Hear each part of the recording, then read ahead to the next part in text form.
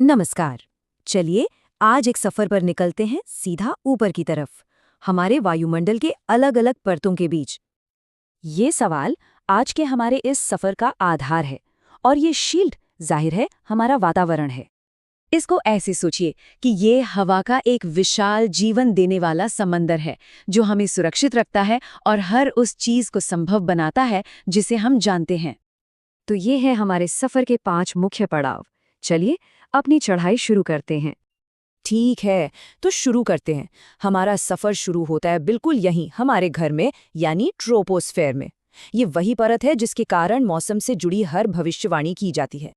ये सभी परतों में से सबसे घनी है, मतलब सबसे डेंस, और ये जमीन से जहां हम खड़े हैं लगभग 18 किलोमीटर ऊपर तक फैली हुई है। इसे अक्सर मिक्सिंग रीजन भी कहते हैं।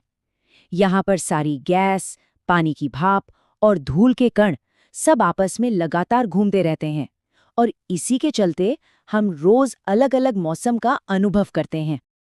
और हाँ, इसका काम याद रखने का एक बड़ा मजेदार तरीका है। सोचिए ट्रोपोस से ड्रॉप, जैसे बारिश की बूंदें यानी रेन ड्रॉप्स। ये सीधा इस परत के काम यानी बारिश और मौसम से जुड़ जाता है।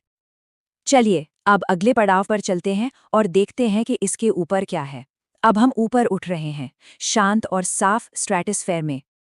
ये परत 50 किलोमीटर तक ऊंची है और यहाँ का माहौल नीचे वाली परत से काफी अलग, बहुत ज्यादा स्थिर है।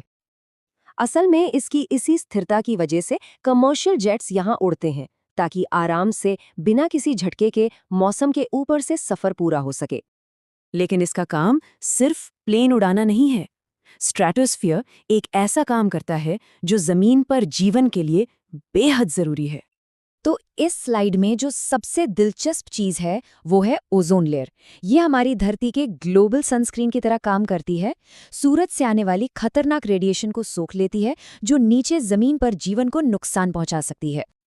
अपनी चढ़ाई जारी रखते हैं और अब हम आ गए हैं मीजोस्फीयर में। ये धरती की पहली रक्षा पंक्ति है अंतरिक्ष से आने वाले मलबे के खिलाफ। 80 किलोमीटर तक ऊंची ये हमारे वायुमंडल का सबसे ठंडा हिस्सा है।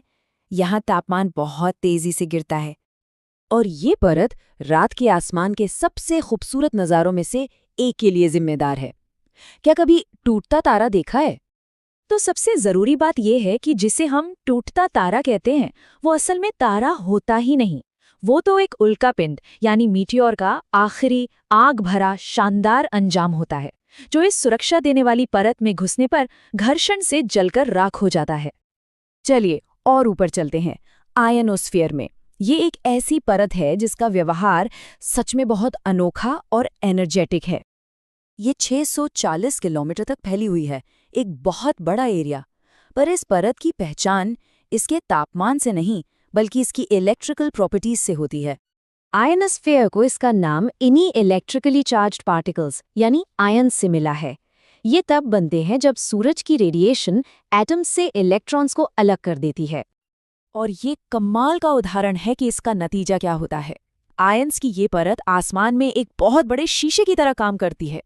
ये कुछ खास रेडियो तरंगों को टकरा कर वापस धरती पर भेज देती है, जिससे पूरी दुनिया में लंबी दूरी तक कम्युनिकेशन हो पाता है। आखिरकार हम अपने आखिरी पड़ाव पर पहुंच गए हैं, एक्सोस्फीयर।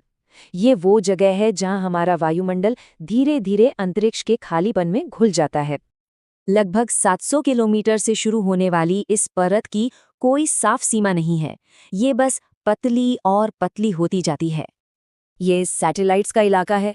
यहाँ की हवा सांस लेने के लिए बहुत ही ज्यादा पतली है और हाइड्रोजन और हीलियम जैसे सबसे हल्के तत्व धरती की ग्रेविटी से बचकर अंतरिक्ष में तैरने लगते हैं। इतनी कमाल की ऊंचाई से नीचे देखते हुए हमें सब कुछ साफ दिखता है। 5 अलग अलग परतें, हर एक का अपना एक जरूरी काम। ये सब मिलकर एक जटिल, बिल्कुल संतुलित सिस्टम की तरह काम करते हैं ताकि धरती पर जीवन को सुरक्षा मिले और वो पनप सके। ये एक याद दिलाता है कि ये अदृश्य शील्ड कितनी पेचीदा और नाजुक है, और ये हमें एक आखिरी सोच के साथ छोड़ जाता है कि इसकी रक्षा करना कितना जरूरी है।